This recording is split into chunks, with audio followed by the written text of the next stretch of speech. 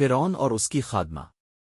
حضور اکرم صلی اللہ علیہ وسلم شب معراج میں بیت المقدس کی طرف جاتے ہوئے مصر کے قریب ایک مقام سے گزرے تو انہیں نہایت ہی اعلیٰ اور زبردست خوشبو آنے لگی۔ اب صلی اللہ علیہ وسلم نے حضرت جبرائیل علیہ السلام سے پوچھا کہ یہ خوشبو کیسی ہے؟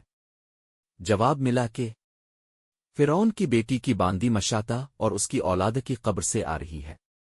پھر حضرت جبرائیل علیہ السلام نے اس کا قصہ بیان کیا کہ مشاطہ فرعون کی بیٹی کی خادمہ تھی اور وہ خفیہ طور پر اسلام لا چکی تھی۔ ایک دن فرعون کی لڑکی کو سخی کرتے ہوئے اس کے ہاتھ سے اتفاقنہ لکھی گر پڑی۔ وہ اٹھانے لگی تو اس کی زبان سے بے ساختہ بسم اللہ نکل گیا۔ اس پر شہزادی نے کہا کہ تو نے آج عجیب کلمہ بولا، رب تو میرے باپ فرعون ہی ہیں، تو پھر تم نے یہ کس کا نام لیا ہے؟ اس نے جواب دیا، فروح رب نہیں بلکہ رب وہ اللہ ہے جو مجھے اور تجھے اور خود فرعون کو روزی دیتا ہے۔ شہزادی نے کہا، اچھا تو میرے باپ کے سوا کسی اور کو اپنا رب مانتی ہے؟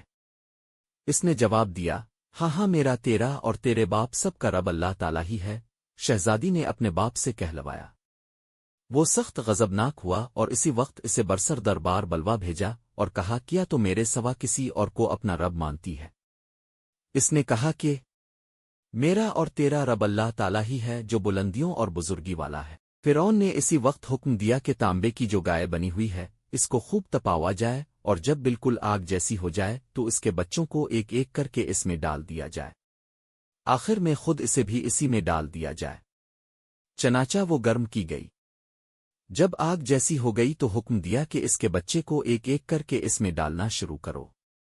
اس نے کہا، بادشاہ ایک درخواست میری منظور کر، وہ یہ کہ میری اور میرے ان بچوں کی ہڈیاں ایک ہی جگہ ڈال دینا۔ اس نے کہا، اچھا، تیرے کچھ حقوق ہمارے ذمہ ہے، اس لیے یہ منظور ہے۔ اس کی دونوں بچیاں اس کی آنکھوں کے سامنے اس میں ڈال دی گئیں اور وہ فوراً جل کر راکھ ہو گئے۔ پھر سب سے چھوٹے کی باری آئی جو ماں کی چھاتی سے لگا ہوا دودھ پی رہا تھا۔ فرعون کے سپاہیوں نے اسے گھسیٹا تو اس نیک بندی کی آنکھوں تلے اندھیرا چھا گیا۔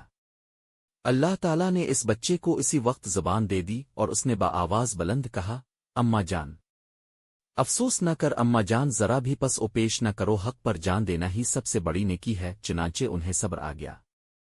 اس بچے کو بھی آگ میں ڈال دیا گیا اور آخر میں ان کی ماں کو بھی اسی آگ میں جلا کر مار دیا۔ یہ خوشبو کی مہکیں اس کے جنتی محل سے آ رہی ہیں۔ سبحان اللہ۔